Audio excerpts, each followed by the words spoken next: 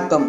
Coconut milk cake 2 table spoon தேங்காய் பால், 1 table spoon பச்சை பயிறு மற்றும் ஒரு பழுத்த வாழைப்பழம் ஆகியவற்றை சிறிது தண்ணீர் சேர்த்து அரைத்து கொள்ளவும்.